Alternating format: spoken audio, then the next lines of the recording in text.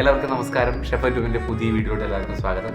ഇന്ന് ചെയ്യാൻ പോകുന്നത് പോർക്ക് വരട്ടിയതാണ്.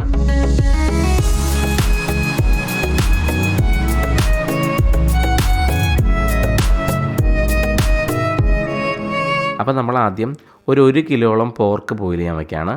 പോർക്ക് നമ്മൾ ബോയിൽ ചെയ്ത് മാറ്റിയതിന് ശേഷം നമുക്ക് ആവശ്യമുള്ള ക്വാണ്ടിറ്റി മാത്രമേ നമ്മൾ ഇതിലെടുക്കുന്നുള്ളൂ. അപ്പോൾ നമ്മൾ ആദ്യം ബോയിൽ ചെയ്യാനായിട്ട് ഒരു കുക്കറിൽ ഒട്ടും വെള്ളമില്ലാതെ നമ്മൾ സ്ട്രെയിൻ ചെയ്ത് വെച്ചിട്ടുള്ള പോർക്ക് ഇട്ടു. അതിലേക്ക് ജിഞ്ചർ ഗാർലിക് പേസ്റ്റ്, ആവശ്യത്തിന് ഉപ്പ്, ഇനി അതിലേക്ക് മല്ലിപ്പൊടി 1 ടേബിൾ സ്പൂണോളം ഇട്ട് കൊടുക്കുന്നുണ്ട്. 1 ടേബിൾ സ്പൂണോളം കാശ്മീരി മുളക് പൊടി, അല്പം ജീരകത്തിൻ്റെ പൊടി, അല്പം കുരുമുളക് പൊടി, കറിവേപ്പില, പിന്നെ ഇതിലേക്ക് നമ്മൾ അല്പം കൂടി ഓയിൽ ഒഴിച്ച് കൊടുത്ത് ഇതിലേക്ക് ഒരു ചെറിയ പീസ് സവാള ഇട്ട് കൊടുക്കുന്നുണ്ട്. ഇനി അതിലേക്ക് അല്പം സോയാ സോസ് ഒഴിച്ച് കൊടുക്കണം. നല്ല ഡാർക്ക് കളറിന് വേണ്ടിയാണ് നമ്മളത് ചെയ്യുന്നത്. സോയാ സോസ് ഒഴിച്ചു കൊടുക്കുന്ന വെച്ചൊരു പ്രശ്നമില്ല. അപ്പോൾ ഇല്ലാത്തവർക്ക് ഒഴിച്ചു കൊടുക്കേണ്ട ആവശ്യമില്ല, നമ്മൾ ജസ്റ്റ് ഒഴിച്ചെന്നുള്ളൂ. അല്പം വെള്ളമേ നമ്മൾ ഒഴിച്ചു കൊടുക്കുന്നുള്ളൂ. ഒരു 2 വിസിൽ വരുന്ന രീതിയിൽ കുക്കറിൽ നമ്മൾ അടച്ച് വെച്ചിട്ട് ബോയിലാക്കാണ്. 2 വിസിൽ വന്നതിന് ശേഷം ഒരു 5 മിനിറ്റ് ശേഷം മാത്രമേ നമ്മളത് ഓപ്പൺ ആക്കുകയുള്ളൂ. ഇനി നമ്മൾ അതിൻ്റെ മസാല തയ്യാറാക്കണം. വെളിച്ചെണ്ണയിലാണ് നമ്മൾ ആദ്യം സോട്ട് ചെയ്യുന്നത്. 2 ടേബിൾ സ്പൂൺ വെളിച്ചെണ്ണ ഒഴിച്ചു കൊടുത്തു. അല്പം പെരിഞ്ജീരകം, അല്പം വെളുത്തുള്ളി, അല്പം ഇഞ്ചി,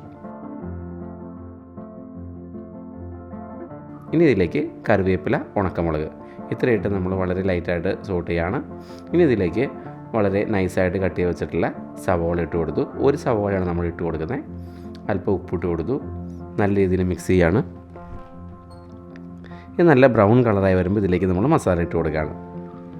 അപ്പോൾ നല്ല രീതിയിൽ ബ്രൗൺ കളറായിട്ട് വരുന്നുണ്ട്. ഇനി ഇതിലേക്ക് അല്പം കൂടി ഓയിൽ ഒഴിച്ച് കൊടുത്തു. അല്പം ഉപ്പ് ഇട്ട് കൊടുത്തു. ഇത് നല്ലൊരു ഡാർക്ക് കളറിലാണ് നമ്മളിപ്പോൾ ഓലത്ത്. ഇതിലിപ്പോൾ അധികം സോട്ടായാലും ഇല്ലെങ്കിലും കുഴപ്പമില്ല. ഇനി ഇതിലേക്ക് 1 ടേബിൾ സ്പൂൺ മല്ലിപ്പൊടി, 1 ടേബിൾ സ്പൂൺ കാശ്മീരി മുളക് പൊടി, ഇത്രയാണ് നമ്മൾ ചേർക്കുന്ന മസാല. ഇതിൽ നമ്മൾ മഞ്ഞൾപ്പൊടി ഇട്ട് കൊടുക്കുന്നില്ല. എന്നിട്ട് നമ്മൾ നല്ല രീതിയിൽ മിക്സ് ചെയ്യാണ്.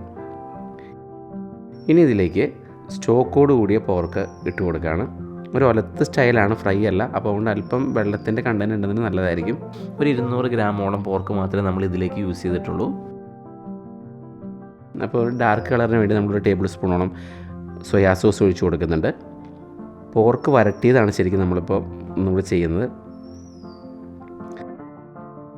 ഇനി ഇതിലേക്ക് 1/2 ടേബിൾ സ്പൂണോളം നേരത്തെ പേസ്റ്റ് ചെയ്ത് വെച്ചിട്ടുള്ള വറുത്തരപ്പ് ഗ്രേവി എങ്ങനെ ചെയ്യുന്നത് നമ്മൾ ഡിസ്ക്രിപ്ഷൻ ബോക്സിൽ ഇടുന്നുണ്ട്.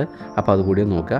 ആ ഗ്രേവി നമ്മൾ 1 ടേബിൾ സ്പൂൺ ഒഴിച്ച് കൊടുത്തു. അല്പം കൂടി സ്റ്റോക്ക് ഒഴിച്ച് കൊടുത്ത് നമ്മൾ നല്ല രീതിയിൽ മിക്സ് ചെയ്യണം. അപ്പോൾ ആ സ്റ്റോക്കിൻ്റെ ടേസ്റ്റും വറുത്തരപ്പിൻ്റെ ഒരു കോട്ടിങ്ങും നമ്മൾ നേരത്തെ തയ്യാറാക്കിയ മസാല എല്ലാം ചേർത്ത് പോർക്കിൽ പിടിച്ച് നല്ലൊരു ഫ്ലേവറോട് കൂടിയ നല്ലൊരു ടേസ്റ്റ് നമുക്ക് കിട്ടും. ഇനി ഇതിലേക്ക് നമ്മൾ അല്പം കൂടി കുരുമുളക് പൊടി, അല്പം ജീരകത്തിൻ്റെ പൊടി, ഇത് നമ്മുടെ അളവിനനുസരിച്ച് നമ്മൾ ഇട്ട് കൊടുക്കുക.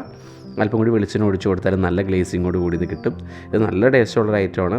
അപ്പോൾ ആ സ്റ്റോക്കിൻ്റെ ഒരു തിക്നെസ്സും അതിൻ്റെ എല്ലാ ടേസ്റ്റും ഇനി അല്പം കൂടി നാരങ്ങ ഒഴിച്ച് കൊടുത്തിട്ടാണ് നമ്മളിത് ഫിനിഷ് ചെയ്യുന്നത്.